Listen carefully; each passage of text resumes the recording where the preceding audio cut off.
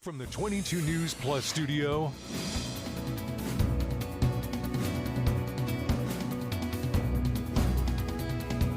this is 22 News in Focus with Patrick Berry. Hello, everyone, and welcome to this edition of InFocus. I am your host, Patrick Berry, and this is going to be a very interesting discussion because it's about an organization that I have really never heard of, and I'm probably sure most of you haven't either, but you should know about this organization. I'm very pleased to be joined here in the 22 News Plus studio by Stefan Davis. He is the CEO and founder of I Found the Light Against All Odds. Stefan, thank you so very much for joining me today. I really do appreciate it. Let's start. What is I Found the Light? I Found Light is an organization that wants to help young people that are in darkness searching for light. And what does that mean when they're in darkness? Dealing with different obstacles, social, emotional, young people with trauma issues, and just to give them the resources to become productive young people in our community. And it takes those young people it takes a lot for them to trust a lot of people, so that a lot of times those young people won't seek opportunities to better themselves because they don't trust people in the system. And so I Found Light Against All Odds gives those young people an avenue to, number one, express themselves and find different resources to make them break the cycle of poverty that they've seen through their lives. So where do these young people come from? Do they seek you? Do you seek them? A little bit of both? It's a little bit of both. A lot of times the young people, they usually police themselves. So I get a lot of young people that have heard about myself, not of the organization, but myself Right. as an educator, working in Springfield Public Schools, starting my own program for the High School of Science and Technology in Springfield.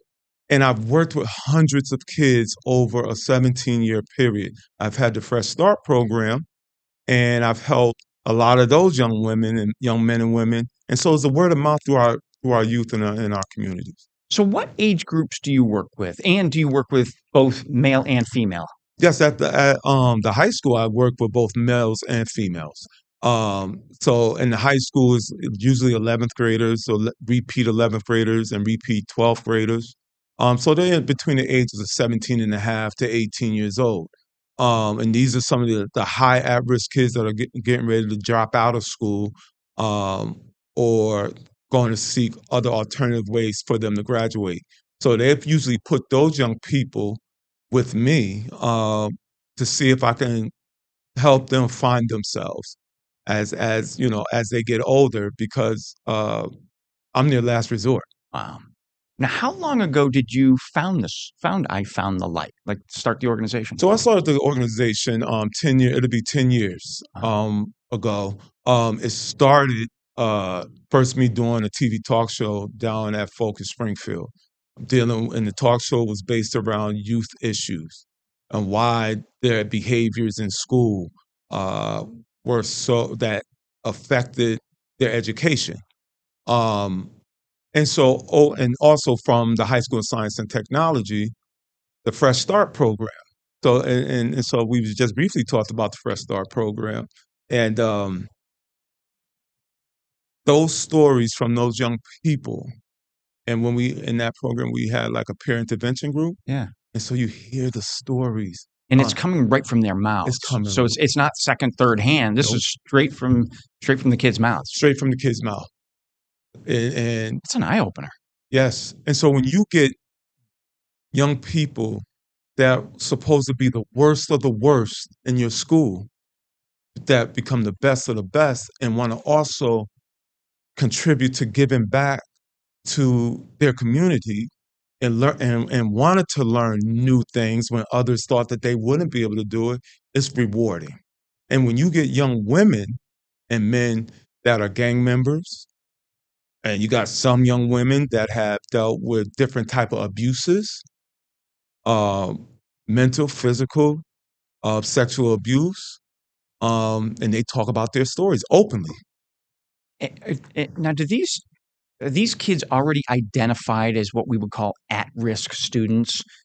because of maybe their home life, the friends that they run with, you and your peers look at the groups of kids and you say, that's right there. That's a group. That's an individual that we need to approach, and we need to help them out. Well, one of the things with me, I don't judge them.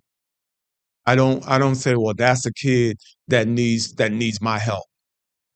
You know, I usually want to be able to analyze a kid when I meet them, Okay. because one child may be at risk to you, but they may not be that way with me.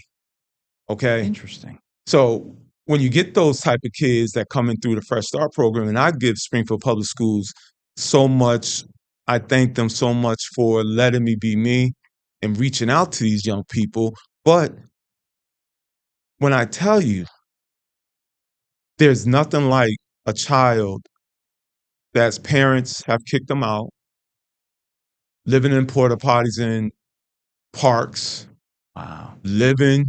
trying to find something to eat, and they have to go through dumpsters at Dunkin' Donuts or McDonald's, couch Just to surfing. find something to eat. Exactly. So when somebody comes to me and say, "Oh, this child, this is this is the data on them." That data may be some way with you, but I may not see those issues when it comes to me. Maybe in the beginning, because it comes back down to trust. Mm-hmm. And they have to be able to trust somebody to be able to open up. And you can't get a young person academically if you don't reach them mentally.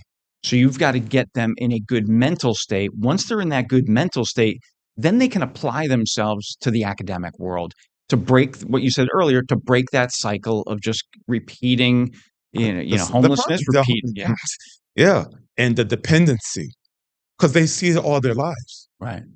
So they that's might come a norm. from a family of that. Yes. Yeah. And so that's a norm to them. And I'm here to tell you no. But they have to believe in your word. Right. When they understand that you as a man have been through abuse, mental, physical, sexual abuse, the traumas as a young person, being raised in my beginning years with my mother, my stepfather was an alcoholic that was abusive to me. Wow. And targeted me. And my mother tried to protect me, but she couldn't protect me that much. You can't 100% of the time. You can't. And when you able to tell those type of stories, and the kid said, "Well, Dad, yeah, he's a grown man. Yeah, he's quote unquote my teacher, but he understands me. Right. He's been in my shoes. He's been in my shoes. He's walked the walk, and that's why he's talking the talk." Wow. We are up on our first break. We are with Stefan Davis from I Found the Light. We will be right back after this. This is 22 News in Focus with Patrick Berry.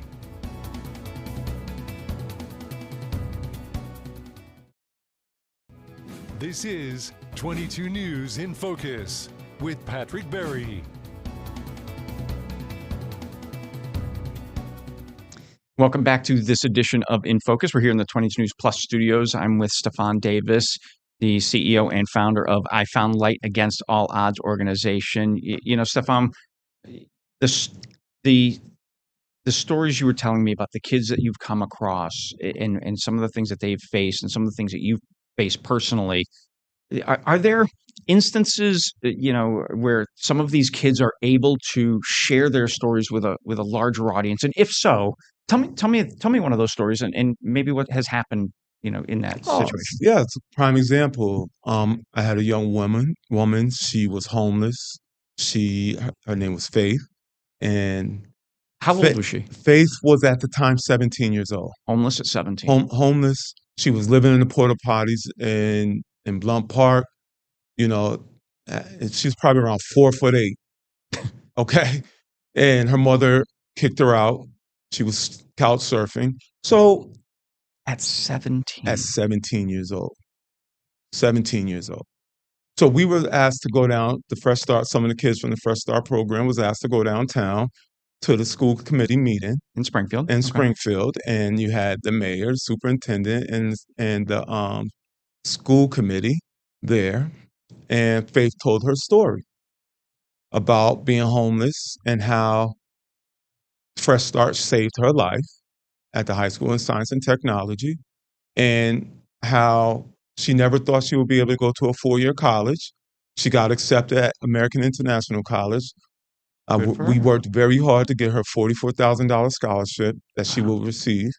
And so she told that story down in front of the mayor and Superintendent, all the super, school committee members, and I'm sure a good crowds in the audience. yes, a very, and it wasn't a dry eye after she told the story.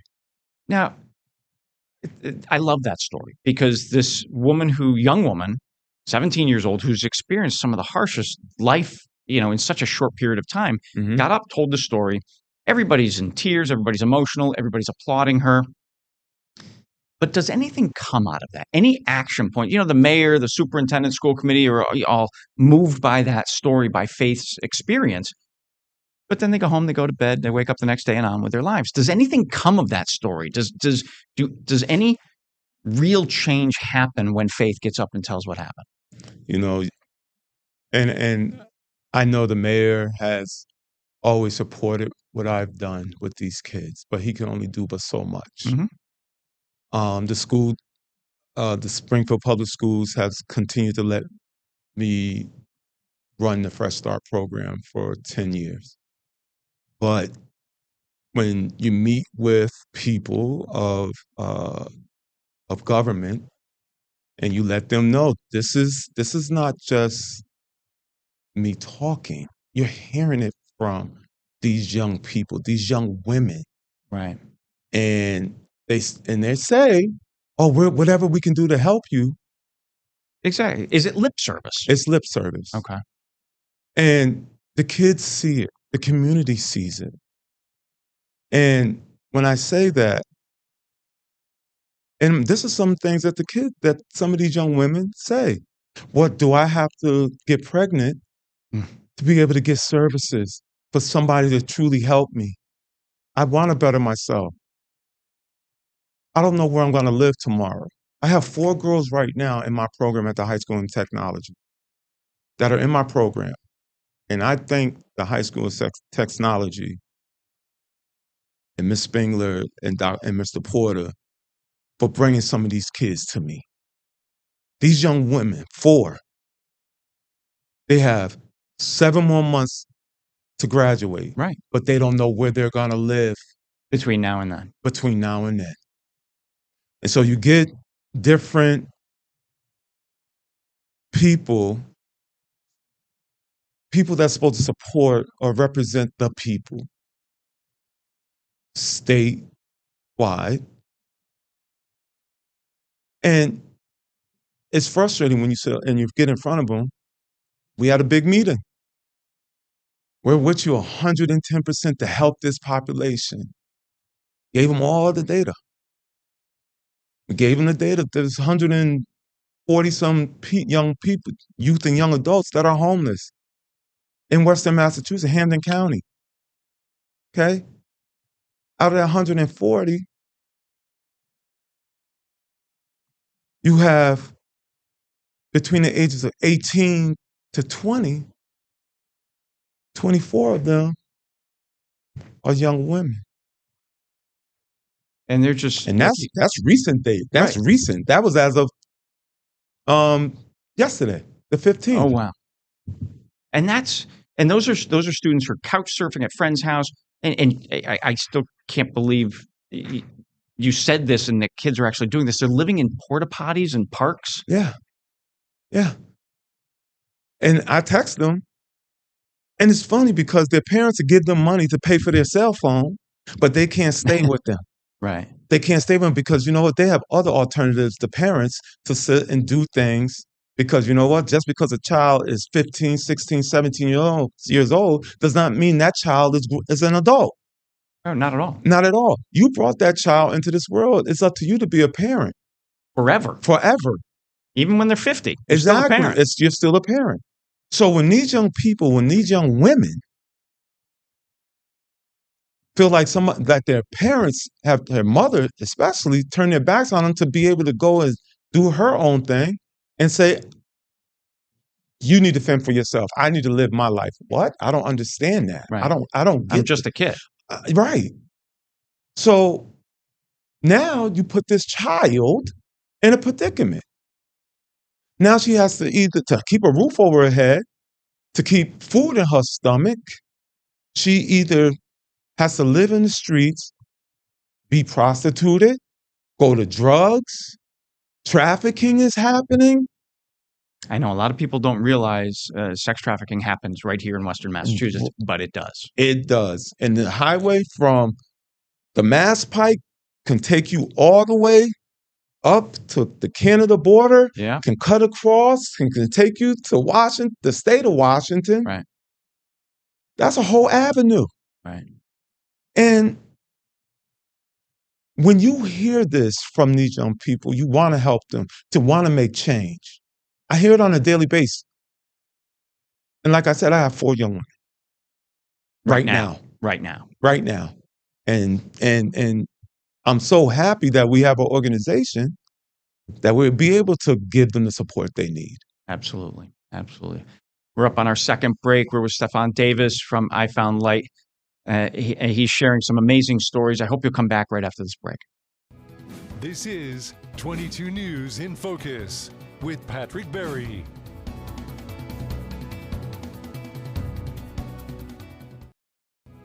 This is 22 News in Focus with Patrick Berry.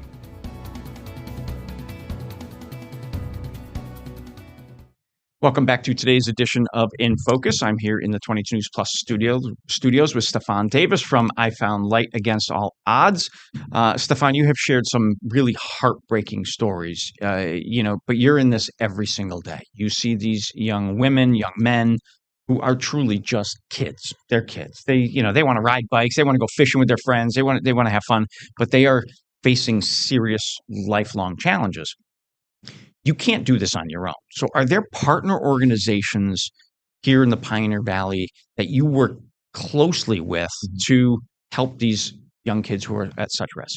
So, and the big thing is when you bring a young woman into our organization, and when we finally purchase a home, hopefully sometime in 2026, you have to put together the framework. And one of the big things that we have accomplished was partnering with Holyoke Community College. Okay. And Holyoke Community College is going to help these young women that come through our program either find certification or go there to get their associate's degree. And if I recall correctly, community colleges in the Commonwealth are now free or can be free to certain students who meet Yes. eligibility. And so those young women will be going to school for free. They will also get the therapeutic interventions that they may need once they start to struggle, because they are coming from traumatic backgrounds. Right. They will get their books paid for. They will have everything they need, all different types of support. Also, if they don't have transportation, they will be able to get a bus voucher. So to bring them from downtown Right to the campus. Right to the campus and drop them off. Eliminating any hurdles or any obstacles, Exactly. preventing those kids from getting the education they need to become more successful. Because all the data shows that higher education or education in a trade field leads to a more successful life. Yes, and breaking the cycle of poverty. Exactly. And that's what we are trying to do. And with HCC and Dr. Timmons, excellent. The president, Dr.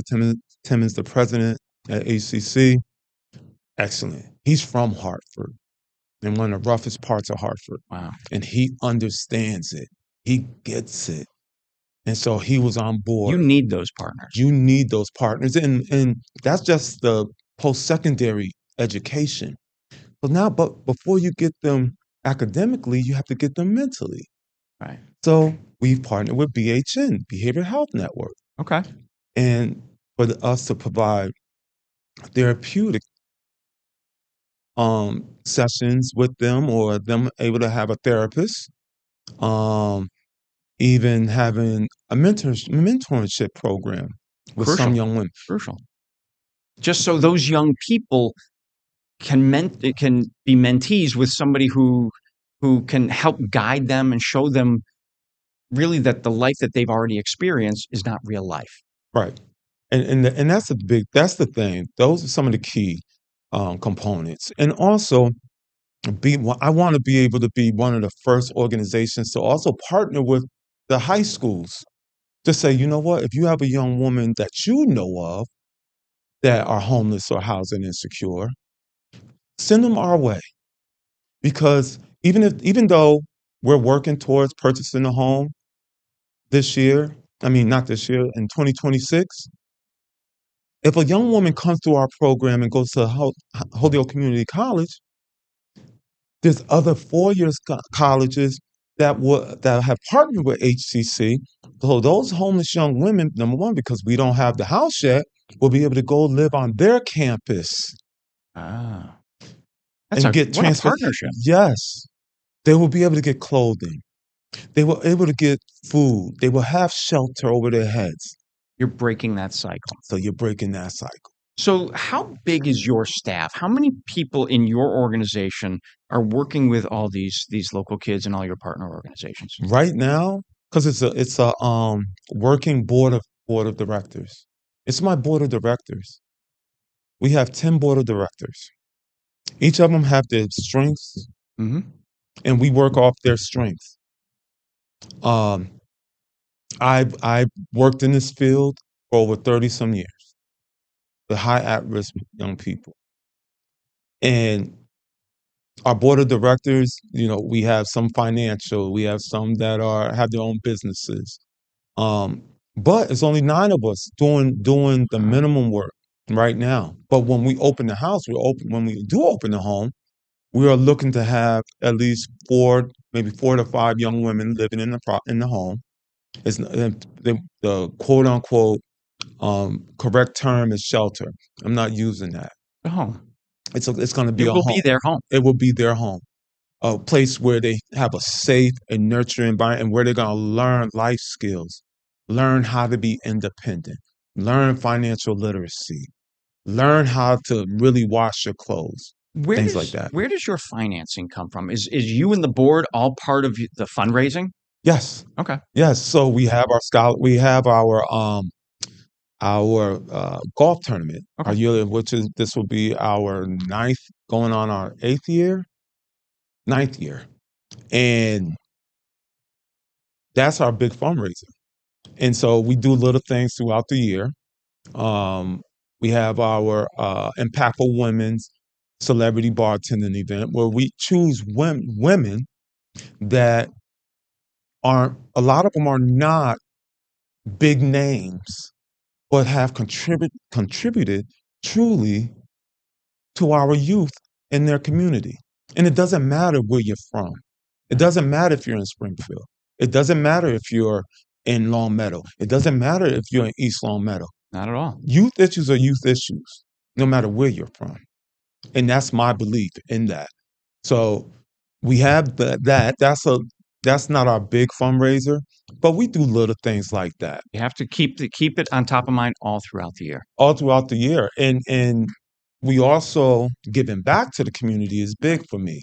Good. And we do our Coach Claus event, where Coach Claus has his own private parade, and he has come out of a helicopter before into Blunt Park. You have 400 and some kids. You could see Coach Claus could see him coming down out of the air, and